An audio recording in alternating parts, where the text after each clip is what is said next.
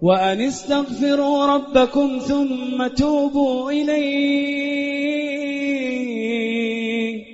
يمتعكم متاعا حسنا إلى أجل مسمى ويؤتي كل ذي فضل فضله وإن تولوا فإني أخاف عليكم عذاب يوم كبير.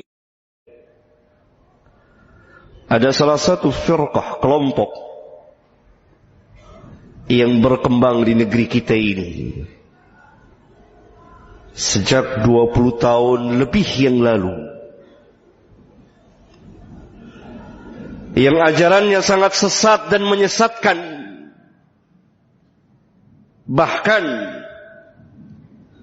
kalau kita timbang dengan timbangan Al-Quran dan Sunnah, tidak ragu lagi bahwa ajaran mereka ini telah keluar dari Islam.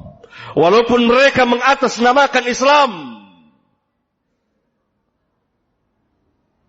mereka adalah orang-orang yang dididik oleh para orientalis di negeri-negeri mereka 2-3 abad yang lalu. Para orientalis itu langsung mendatangi negeri-negeri Islam, Indonesia, Malaysia, Pakistan, Mesir, dan seterusnya. Mereka turun terjun langsung merusak akidah dan amaliyah kaum muslimin. Pada awal abad ke-20,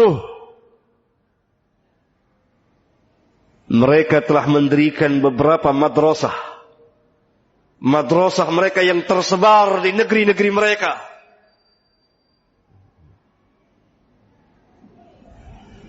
Kemudian mereka mengundang abnaul Islam, anak-anak Islami, untuk belajar ke negeri-negeri mereka.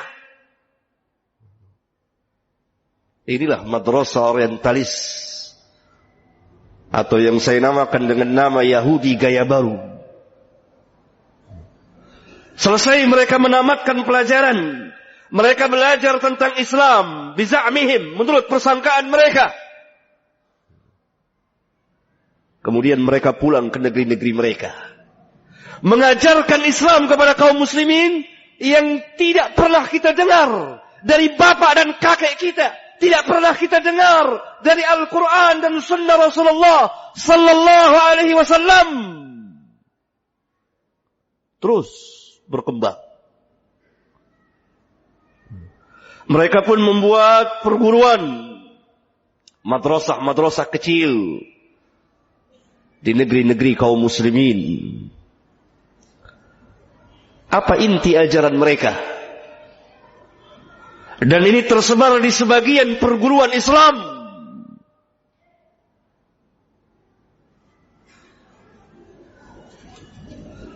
Pertama, mereka mendakwakan kesatuan agama, wahdatul wujud,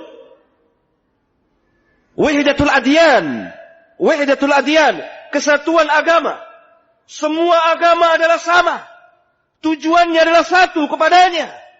Tidak ada perbedaan antara Islam, Kristen, Yahudi, Konghucu, Buddha, Hindu, sama semuanya. Semuanya berada dalam kebenaran. Ini ajaran yang sangat berbahaya, merusak dan membatalkan dan menghancurkan akidah seorang muslim, di mana Rabbuna telah tegaskan tadi, inna ad-dina 'inda Allahil Islam. Tidak ada agama yang sah di sisi Allah kecuali Islam. Wa raditu lakumul Islam dina, dan aku redha Islam sebagai agama bagimu. Wa may yabtaghi ghairal Islam dinan fala yuqbala minhu wa huwa fil akhirati minal khasirin. Barang siapa yang mencari selain dari Islam, maka tidak akan diterima agamanya dan dia termasuk orang yang rugi nanti di akhirat. Berkembang ajaran ini sejak kurang lebih 20 tahun yang lalu di negeri ini, dengan sejumlah tokoh-tokohnya. Kemudian sekarang mereka telah mempunyai anak cucu. dan mengembangkan lagi ajarannya wahdatul adyan, kesatuan keagamaan ini. Yang kedua, dari inti ajaran mereka, memasukkan keraguan ke hati kaum muslimin untuk meragukan kebenaran Islam, meragukan kebenaran Al-Quran, meragukan kebenaran sunnah, meragukan kebenaran dakwah para sahabat ridwanullah alaihim jami'an, mencaci maki para ulama kita dari generasi ke generasi, sampai Al-Imam Al-Syafi'i pun tidak luput dari caci maki mereka. Padahal Rabbuna telah menegaskan kepada kita, al-haqqu min rabbika fala takunanna minal mumtarin. Yang hak itu dari Rabbmu, maka jangan sekali-kali engkau menjadi orang yang ragu. Kita yakin akan kebenaran Islam, kita yakin akan kebenaran Nabi yang mulia sallallahu alaihi wasallam, kita yakin akan kebenaran Al-Quran dari awal sampai akhir, meskipun kita belum paham sebagiannya atau secara keseluruhannya. Qul sadaqallah, katakan benarlah Allah. Sebagaimana Nabi yang mulia pernah bersabda, ma kharaja minni illa haqqun, tidak keluar dariku melainkan kebenaran, yang adalah kebenaran di atas kebenaran. Mereka memasukkan sedikit demi sedikit keraguan demi keraguan di dalam hati, tashkik di dalam hati seorang mukmin. Padahal kalau kita membaca Al-Quran, di awal-awal Quran, di awal surat Al-Baqarah, Allah berfirman, Alif Lam Mim, dzalikal kitabu la raiba fihi hudan lil muttaqin. Alif Lam Mim, kitab ini la raiba fihi, tidak ada satupun keraguan, tidak dimasuki satupun tuduhan, tidak ada keraguan akan kebenarannya, tidak ada keraguan bahwa Al-Quran adalah kalamullah, tidak ada keraguan bahwa Muhammad sallallahu alaihi wasallam adalah utusan Allah tabaraka wa taala. Yang ketiga, inti dari ajaran mereka, mencampur adukan antara yang hak dan yang batil. Ini adalah asas daripada ajaran Yahudi. Karena itu Allah menegur di kitabnya beberapa kali, ya ahlal kitab, lima talbisul haqqa bil batili wa taktumul haqqa wa antum ta'lamun. Wahai ahlul kitab, kenapa kamu mencampurkan yang hak dengan yang batil dan kamu sembunyikan kebenaran padahal kamu tahu? Mereka memasukkan ajaran-ajaran dari luar Islam ke dalam Islam. Salah satunya adalah yang berkembang pesat di negeri kita adalah Natalan bersama. Ikut perayaan hari-hari keagamaan dari agama-agama yang lain dan lain-lain. Mereka memasukkan dalam peribadat, dalam keyakinan, dalam peribadatan, dalam akhlak, dalam muamalah. Lihat cara bermuamalah kita, penuh dengan yang haram. Lihat bank-bank konvensional yang ada ini. Ini adalah bank-bank ribawiyah.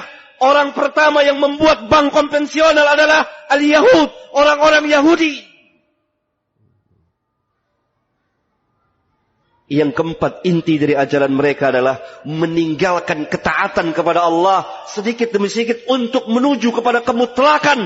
Tidak ada taat kepada Allah dan Rasulnya. Oleh karena itu kita lihat seorang mahasiswa di satu perguruan muslim, dia tarkus salat, meninggalkan salat. Bukan karena malas, tapi karena keyakinan memang salat tidak wajib. Fa inna lillahi wa inna ilaihi raji'un. Mudah-mudahan khutbah ini bermanfaat bagi khatib dan jamaah. Allahumma ighfir lil mu'minin wal mu'minat wal muslimin wal muslimat al ahya'i minhum wal amwat. Rabbana atina fid dunya hasanah wa fil akhirati hasanah wa qina adzaban nar. Walhamdulillahi rabbil alamin.